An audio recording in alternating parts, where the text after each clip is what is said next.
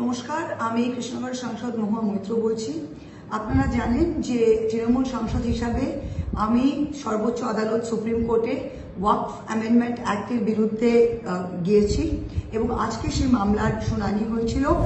শুনানিতে আমরা খুব সম্ভাব্য একটা অন্তর্বর্তী স্থগিতাদেশ পাচ্ছি, যেটা আজকে প্রধান বিচারপতি বলেছেন।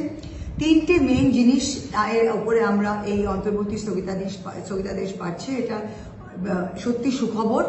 এক হচ্ছে যে এই একটা ওয়াকফ বাই ইউজ মানে ব্যবহারকারীর কারণে যে ওয়াকফ সম্পত্তি আছে সেটাকে ডিনোটিফাই করে আবার সরকারের হাতে চলে যাওয়ার একটা রিস্ক ছিল, একটা আশঙ্কা ছিল, সেটাতে একটা স্থগিতাদেশ দেওয়া হয়েছে এবং বলা হয়েছে যে এই শুনানি, এই ওয়াকফ মামলার শুনানি চলাকালীন কোনো ওয়াকফ প্রপার্টিকে, ওয়াকফ বা ইউজ প্রপার্টিকে ডিনোটিফাই মানে ওয়াকফ নয় বলে বিজ্ঞাপিত করা যাবে না। এটা 1 নম্বরের স্থগিতাদেশ।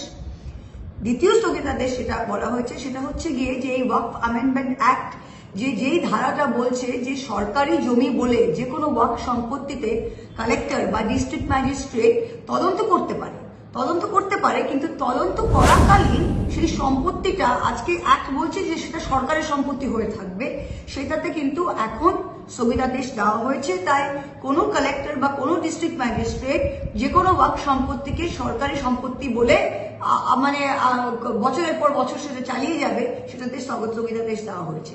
3 নম্বর যেটা, যে ওয়াকফ বোর্ড এবং কেন্দ্রীয় ওয়াকফ কাউন্সিল, সেন্ট্রাল ওয়াকফ কাউন্সিলের যে পদাধিকার বলে সদস্য ছাড়া আর সবাই সদস্যকে মুসলিম হতে হবে, মানে maximum of 2 non Muslim members, যেটা এই অ্যাক্ট করেছিল 22টা সদস্যের মধ্যে সেন্ট্রাল ওয়াকফ কাউন্সিলে 10টা মুসলিম করে 12টা নন মুসলিম করার জায়গা ছেড়ে দিয়েছিল। আজকে সুপ্রিম কোর্ট বলেছে সেটা আর করা যাবে না। This is a religious organisation, আর সেখানে দাঁড়িয়ে আপনাকে ম্যাক্সিমাম 2 জন করতে হবে, আর বাকিরা আপনাদের মুসলিম এবং মুসলমান সম্প্রদায় থেকেই হতে হবে।